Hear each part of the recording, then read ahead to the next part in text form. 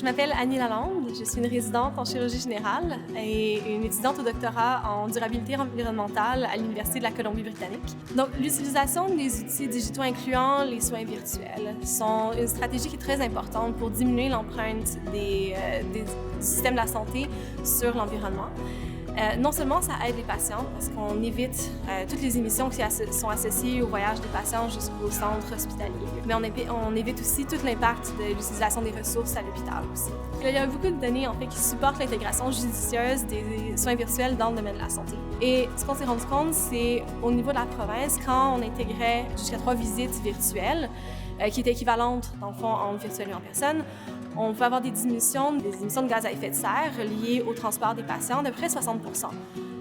Et quand on regarde les patients qui avaient à voyager le plus loin en Colombie-Britannique, qui est une grande province, les émissions étaient diminuées de telle façon que c'était équivalent à l'utilisation énergétique moyenne d'une maison pendant à peu près 6 mois au Canada.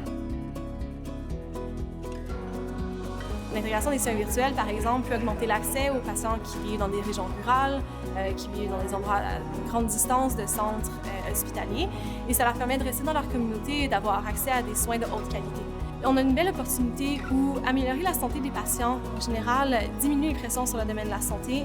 et sur le système de la santé et diminue les pressions sur notre environnement. Alors, c'est une opportunité qui pourrait être vraiment transformative de diminuer l'empreinte planétaire et d'améliorer la santé des Canadiens.